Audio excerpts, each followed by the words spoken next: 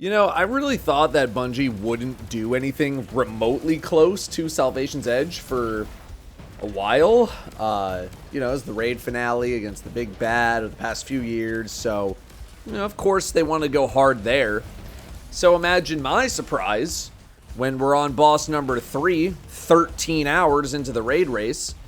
And imagine my surprise after thinking this community was better than this for literally no reason, that 70% of contest clears in this raid were allegedly cheated. Let's have a chat. The Desert Perpetual has only about 2,000 contest mode emblems earned in-game. That is 1,000 fewer than Salvation's Edge, and that is with the alleged cheaters. In reality, it should be a much lower amount of legitimate emblems. I would argue that this raid, as it was on contest mode, consisted of bosses that could have been considered final bosses of most other raids that have come out in terms of their tuning. Maybe not all of them, but like most of them. I want to talk about the bugs of this place up front. This was definitely one of the more buggy day one raids we've ever had. Raid banners would break after like an hour, not restoring ability energy. The sprint bug was very prevalent, where you would be in the sprint animation but move at walking speed. Certain weapon functions breaking, like Lord of Wolves becoming a 3-burst weapon. Desync issues, particularly on the final boss. Much like with most bugs in the game, though, there is very little recourse for us as players other than just saying like, hey, this sucks, please fix it. It didn't take away too much of my enjoyment of the raid itself, of which I've realized in this entire script I never actually say what I think about the raid, and I do really enjoy it, but it definitely made it a less than smooth experience.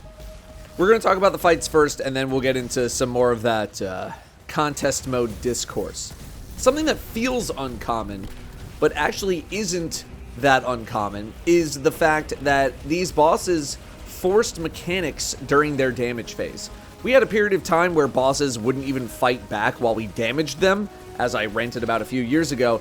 Since then, we've gotten some bosses that actually fight back during the damage phase, and that has been the more common thing that we're way more used to now.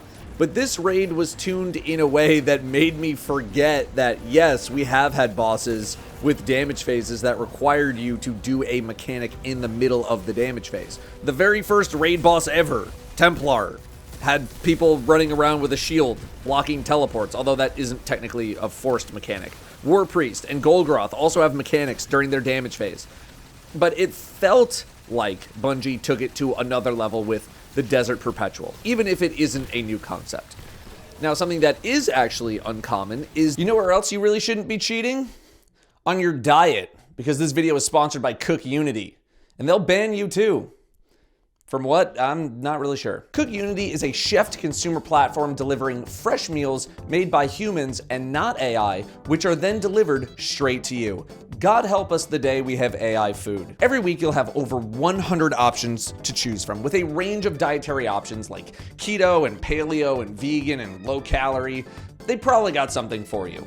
And as someone trying to have muscle definition somewhere on my body for the first time in my life, I know Cook Unity probably has something that fits my recent workout needs. They got things like the Mexican garlic chili beef and salsa verde, the Peruvian chicken fried rice, both of those being by Chef Andres Mendez, or the shrimp and herbed cauliflower rice by Chef Ruben Garcia, all over here in Seattle. It's not a skate video. It's too close, you can't even see it. So if you're trying to stop being a dirty cheater to not get banned from life, head on over to cookunity.com/Datto50 or hit the link in the description to get 50% off your first order of Cook Unity. Be sure to use code Datto50 as well. That's cookunity.com/Datto50, code Datto50 to get your first meals for 50% off. Thank you to Cook Unity for sponsoring this video. Now, something that is actually uncommon is the ability to go to any boss, except for the final boss, on contest mode. I hope this created a fun viewer experience where you could see that one team was fighting and learning this boss, and then another team went a different way and they were fighting this boss. But I also understand that for racing purposes, it might have made things difficult to see, like, who was actually winning at the beginning. It's much easier to tell when things are in a straight line who is farther along in the raid. Another thing that's uncommon was running around this place trying to find the next boss. There's a lot of trekking back and forth all over the place. And on the day of the contest mode, you know, it's like a neat novelty, even if it is a little frustrating one at times. But on repeat runs, I think I'm going to get tired of the running and the clearing of the ads and all that. I don't know. Maybe I won't, but like, I doubt this will ever happen. But some teleporters spawning in after a boss kill would be nice after X amount of runs of this place. While we did get to learn Epoptes on our own, my team, we fell behind, and due to the competitive nature of the race, we had someone else scouting the other fights, as other teams were learning them, as most other competitive teams do. From purely a learning point of view, this was a little disappointing. We could learn so much from other teams trying other bosses that by the time we got to them, we already knew what was up. However, this is completely self-inflicted, right? If we were in the contest raid purely to raid and learn things on our own, this would not be a problem at all. But the nature of the competition led us and many others down the path of least resistance. I guess it's not all that different from other raids too, but my team isn't usually too far behind that we're learning multiple encounters that far in advance. Again, self-inflicted. I get it. Let's talk about some of the encounters now.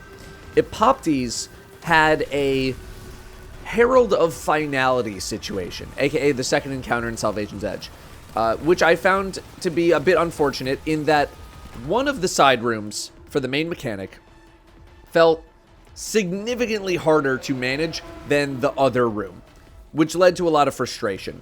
This fight felt pretty on par with more mechanic-heavy fights that we've seen in the game, though. Two players need information from each other that only one of them can see, which is something Bungie loves to do and people should be used to by now.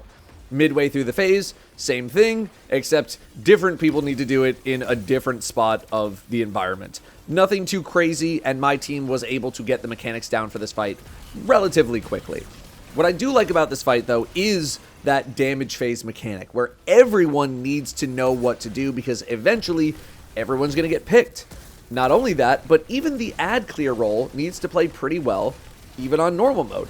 We had a hunter doing some insane ad clear on contest with like grapple ascension spam, you know, where the slayer role is actually very important to keep the encounter space safe. But even on normal mode, you either gotta burn some ammo, or you really gotta know what you're doing on your build because the enemies can get pretty relentless. You might have situations where you need to help your side room players as well, deal with the harpies, and it's very easy to go from a very clear area to being completely overwhelmed. Iatros the Wyvern had one of the more novel fights in my eyes, with Bungie embracing a lot of platforming and much stricter timing on a mechanic than I think we're typically used to. Diastole, you know, the getting launched into the air thing, is a very distracting mechanic, but one that can be used to your advantage to progress the fight even faster if you know what you're doing. The gameplay knowledge and the ability to use that boost to launch yourself up the platforms is really satisfying when you can chain it together to get to a damage phase in like 15 seconds or something like that. I heard some criticisms that this fight can be a little quick, but I think it's only quick when you know what you're doing. The hourglass mechanic was also pretty cool, jumping through the ring to like deposit extra time onto the clock. What ended up being annoying about this encounter, though, was the fact that sometimes Minotaurs just despawned, and I didn't know why that was happening. I don't know if there was only supposed to be so many Minotaur spawns on contest mode, but when they already felt like they were at a premium, seeing them despawn right in front of you was annoying and confusing. The imp swarms were so much deadlier than I really thought they would be as well, to the point where we needed a babysitter on contest mode with the main platformer just to keep them alive. Even on normal mode, I will die to these imps if my team is not fast enough getting the next platforms ready to go, because they stop you from picking up the Vex Cube thing that you need to pick up on the platforms. So that's like the biggest reason why they're so threatening. Of course, the boss roaming around makes for a more interesting play space as well, although eventually you just kind of run out of roles for the team, and killing harpies can only get so interesting. I will say that ammo farming on this fight for normal mode purposes is incredibly boring though, as it's the only boss where Outbreak Perfected is maybe not as good compared to other strategies. Hopefully the buffs that Bungie are making to ammo will make this a less painful experience, because having to stall out the fight for like 2 to 3 minutes so everyone can farm some ammo is it's not it. It is not it. The Hobgoblin boss, Agraios, also had some interesting things going on, although I can see it being overwhelming for some groups due to all the information and the stimulus that's going out, plus like the constant threat of instant death by the boss. Everyone had something to do here though, which I think is cool. Accelerator runner, accelerator callouts, chronon collectors, ad clear. There is always something that someone needs to pay attention to, and there's always something that can be done in the fight. But the whole reflect the shot back to the boss mechanic I thought was really cool, having to bait a shot, only getting one chance to reflect, and you had to time it at least moderately well for it to work. It can be a little finicky though, like accidentally going out of line of sight, breaking your timer, and then, you know, breaking the whole encounter because you messed up the reflect mechanic. Once you kind of learn where you should and should not be, I think it'll be less of a problem. The final boss main phase, Koragos, ended up being one of the least intense of the bunch, but I feel like that's because of the insanely forgiving 6-minute timer during said phase. Like, I don't know why this, of all things, was so forgiving compared to everything else in the raid. You had to be messing up so badly to see that timer tick down to 0, even on contest mode. Like, on contest mode, we were done in like 4 minutes. I don't think it ever really happened to us, although we likely just caused a wipe before it ever got close if we were having problems. The boss attack is super cool. It's super lethal, forcing everyone to really pay attention to the encounter space. And the chronon mechanic took the someone knows information that other people don't concept up a couple of clicks by adding in a third and fourth person into the mix, although the people not involved with this process can feel like they don't have that much going on other than ad clear. I guess you can stun the boss often enough that you can bounce between that and ad clear, but yeah, that role can get a little boring. The damage phase though, brutal when learning, just like the Witness. 3 positions to rotate between instead of 2, like the Witness, plus an extra hourglass mechanic to worry about. That being said, I really like being the chronon runner during the damage phase. I think it's a super fun role. You can be the debuffer for your team, like using tractor cannon. You can try to squeeze in some extra damage if you have the time or the confidence. I think that role is a lot of fun. I would love to be that role like almost every time. What ended up being really frustrating though was the random feel of the lasers switching directions. We had a couple of times where a beam would be rotating on the far edge of the platform. It would pass us, but as it was out of our field of view, it would change directions and paths and just insta-gib everyone. And with such a strict damage requirement on contest and needing every single second of damage on the boss that you could possibly get, you can't really be looking around that much, and it felt awful to lose a run this way. I understand you can't have the lasers just swap places at only very convenient times, but losing runs to that was like devastating. Speaking of those damage windows, I completely understand why some weapons, namely Outbreak Perfected, were banned. Ammo management, although I should say ammo farming, and these insane damage windows ended up being a huge part of the experience, for better or worse, and having the ability to just primary ammo down these raid bosses likely would have removed a lot of the tension from the experience. You can generate so much super energy from something like Outbreak 2, although Thunderlord, which ended up being the weapon of the day for a lot of teams out there, can also do the same. Something that was notably missing was a non-boss encounter or a puzzle-based encounter. My team personally enjoys a more puzzle-like encounter to solve, although that's mainly because we tend to be pretty good at them, but I think the vibe after Verity in Salvation's Edge is that people are good on no puzzle encounters for a little while. Something that did get annoying for me during the raid race overall, again, was the amount of ammo farming that felt necessary to do, as ammo drops are now purely driven by the individual outside of a, like Cenotaph or a couple of other things. You could argue that this is just part of the experience where players need to trade off doing certain roles so that they could farm enough ammo so that everyone was ready to go for a damage phase. And I get that. But in the moment, it didn't feel that great. Bungie has already acknowledged the ammo generation concerns for the entire game, though. And I think they plan on buffing the amount of ammo that you get from bricks. So I'm going to consider this annoyance case closed for the time being. So let's get to one of the elephants in the room, the damage checks. Normally, most raids have like one damage check of a boss, maybe two. A boss where you really gotta be on your game. But normally, most raids have some form of non-boss encounters, which are more like, let's learn this mechanic because it's probably gonna be important later. This raid was only bosses, which we don't normally have.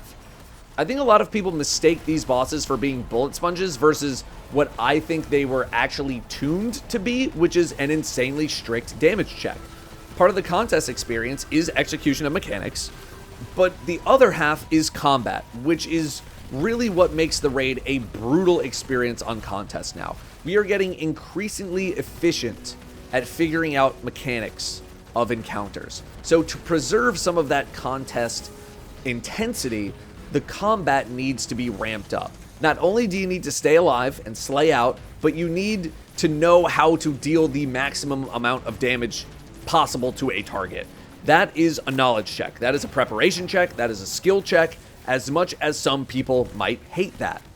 However, some fights also felt like they were tuned around loadout swapping.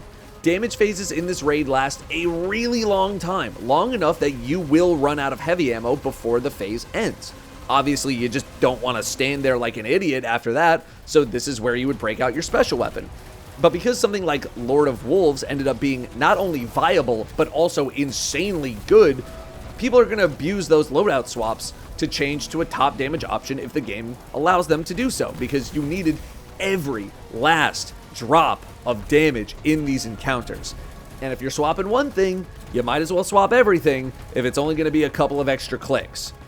Now, it's not like loadout swapping hasn't been a thing since loadouts debuted in Lightfall. It's been a thing since before loadouts debuted in Lightfall, but it hasn't been mandatory for anything in the game. Until maybe this raid, where if it wasn't mandatory, it certainly felt like it was. I personally hate, loathe, despise loadout swapping and menu gameplay, but I don't need to do it during normal gameplay. So I was just kind of like, all right, whatever. I do think that loadout swaps are an expression of some kind of skill, though. It's a knowledge check. It's you saying, I know what to equip at what time with what stats and set bonuses and weapons and loadouts and everything to be at my most efficient 100% of the time. And I say that despite my massive hatred of it. I did it a lot during the raid, and if I didn't, I would have been a massive detriment to my team. I do think there is novelty in only having one loadout that needs to be able to do as many things as possible. There is skill expression in that as well. Regardless of all of that, I think we're at an interesting crossroads with loadout swapping, a reckoning situation, if you will, at least for the future of contest raiding. Bungie's been in this position before. How can you balance the game around teams being able to do thing all of the time? This time around, it's loadout swapping. Do you balance the game around loadout swapping? Or let's say the contest raid around loadout swapping, knowing that people will be able to be at their strongest at any given moment, potentially punishing people who don't want to or cannot loadout swap? Or do you balance the game around not loadout swapping, which may make content that's supposed to be much more difficult not as difficult for the crowd that's supposed to find it difficult? Granted, the contest raid is the only time that loadout swapping has felt required, and the other 363 days of the year, life goes on, right? A lot of lesser activities have loadouts locked anyway, or they used to. Now it's a modifier that's worth entirely way too many points, but that's another topic for another day. And I don't really care how Bungie wants to answer the loadout swapping question. I just want to know what the answer is.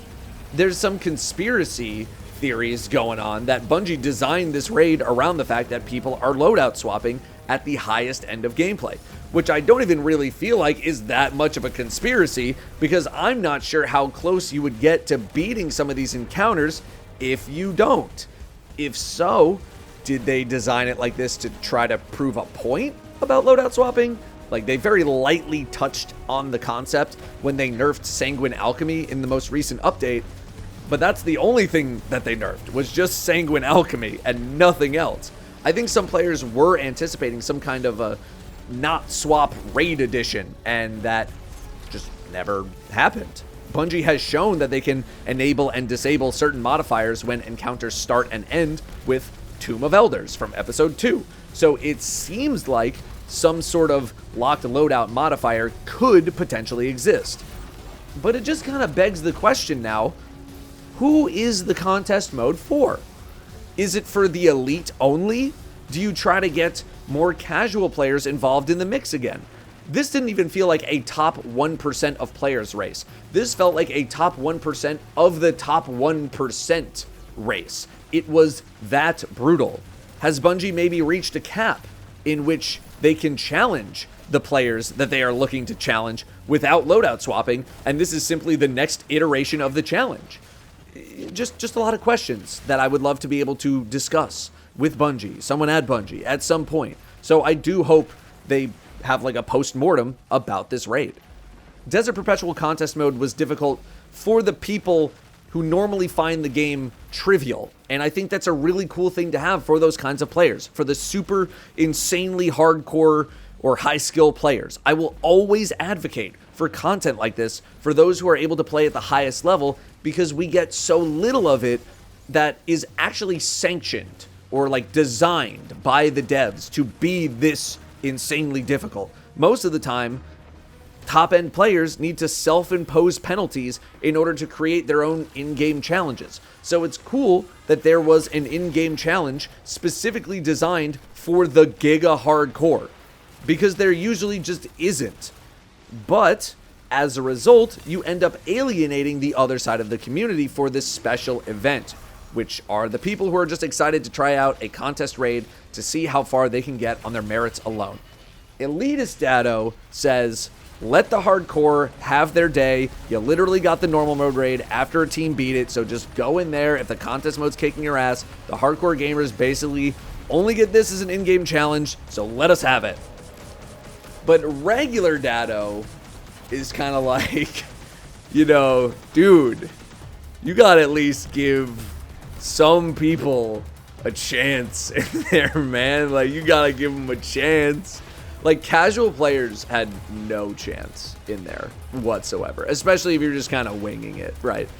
If you killed a boss in that raid on contest, you are among an elite group of players. Like, that is impressive in its own right, and I think you should be very, very proud of that.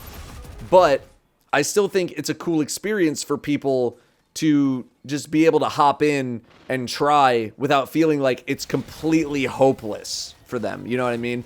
It's a big event for the game, and participating in it is really cool. Like, I always encourage people to, but it's maybe not that cool if you go in and you're like, oh, there's no way. Like, there's literally no chance at all that we're going to beat anything in here. I could see a world where there are multiple contest difficulties.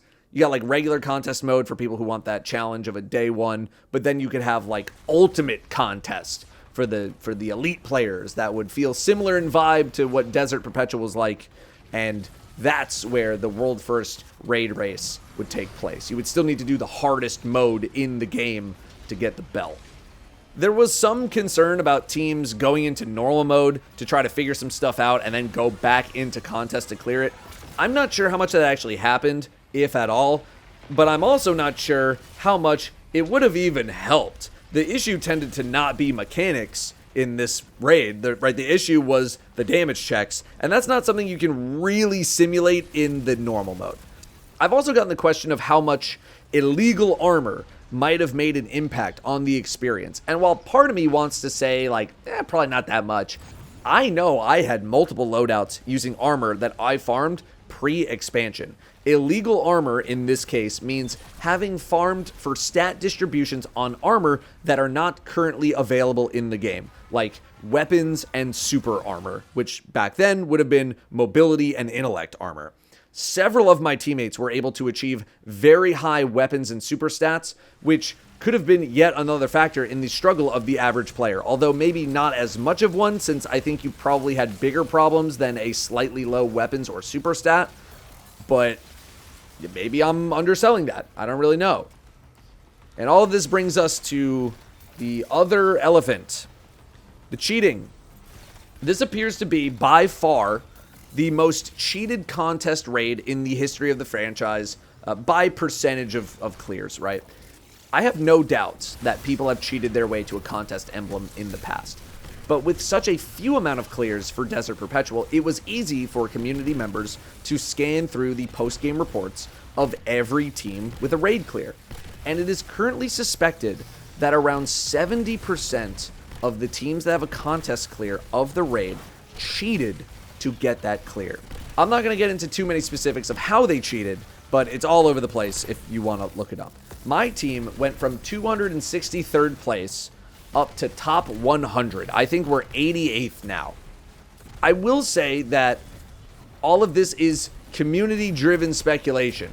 People who are familiar with how people cheat looked at post-game reports for very specific clues that would let them figure out if a team was cheating or had a high likelihood of cheating.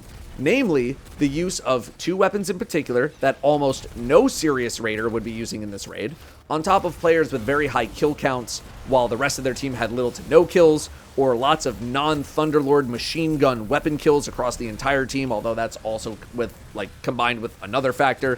There's also a couple of other factors as well, and many post-game reports had a lot of these factors.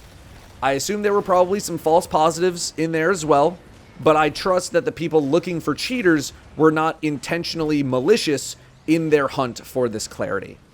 Bungie has put out a post acknowledging these reports, and they are doing their own internal investigation. Bungie usually monitors the raid race very closely to ensure the winners are legit. But how much monitoring they do after the raid is over, or the race is over, I have no idea on that. Not to mention that it all gets saved to websites like raid.report or Raid Hub, and people use those as a way to check their placements. Raid Hub, I know, has a filtered list of all contest clears, removing the runs that have been speculated to be cheated. I did really believe that the day one raid was like the last clean thing in the game when it came to cheating. It's just like the thing you don't mess with. Again, sure, if you're clear number 5,239 in Rooted Nightmares, yeah, people are probably not going to be looking too deeply for cheaters. And obviously there are tons of cheaters in other parts of the game, but a quick play match is not going to be taken as seriously as the contest raid by the masses, even if when it comes to cheaters, they probably should be, because cheaters are hella annoying. Like, I feel for all the Trials gamers out there dealing with the constant cheaters.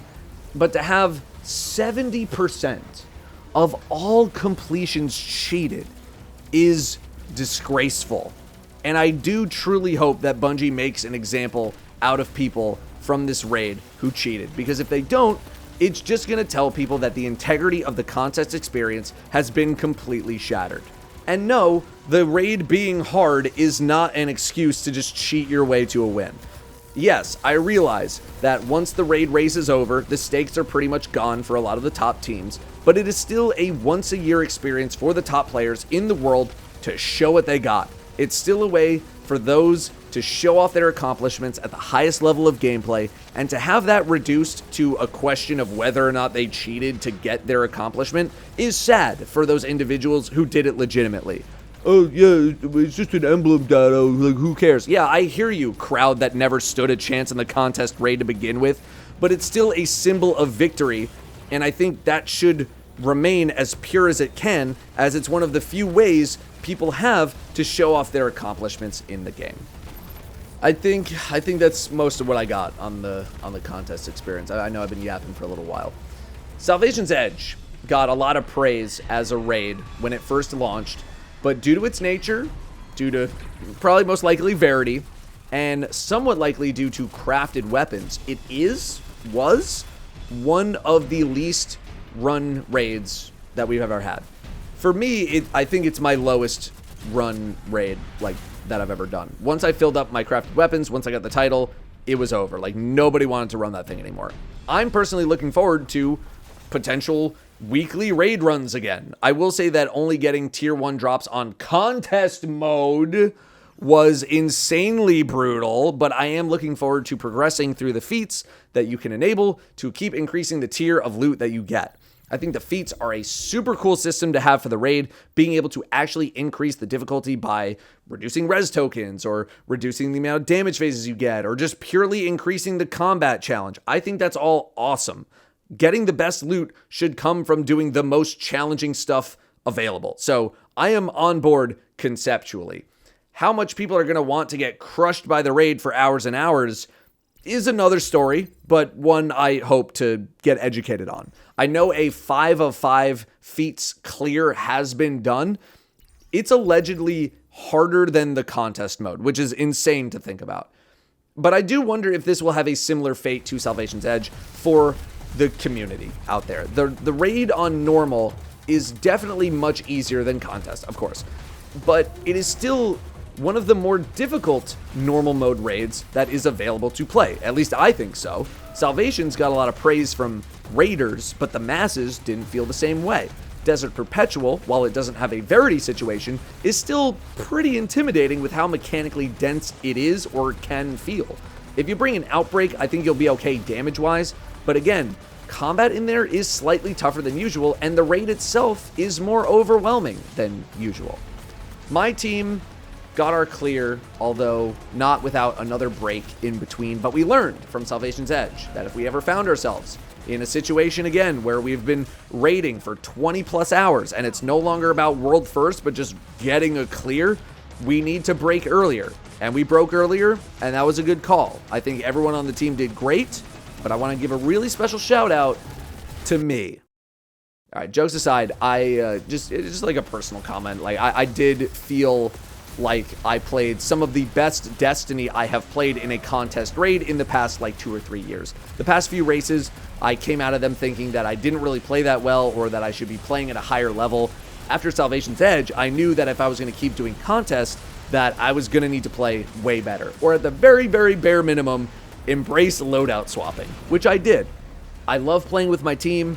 I love seeing the compliments from viewers saying that we're like a fun team to watch, because I do try to keep things light and, you know, toss in some jokes to keep the mood up. We brought in fellow Destiny creator Scarrow onto the squad. He meshed with us immediately. The team's been playing together for so long now. We have such great chemistry, and I do think that's a rather big part of having a good team is that chemistry. Also, 0 muting for the first time in a while for me during a raid race, which is great because I hate having to do it, and we didn't black out the screen at all. And I've only done that during Salvation's Edge, so I don't want to hear it. Needless to say, I don't think anyone in the Destiny community was expecting anything on this level. So I am interested to see where it goes next time. Even the dungeon, I'm interested to see where that goes tuning-wise, despite it only being 3 people and maybe not as serious as the raid. But the contest difficulty stuff, the loadout swap stuff, 2 questions that I would love to get some answers to going into the future. I don't care how they're answered. I just want them answered so that people can go into the next contest experience maybe with some better expectations. And of course, ban all the cheaters immediately. F*** you cheaters. Thank you very much for watching. I'll see you next time.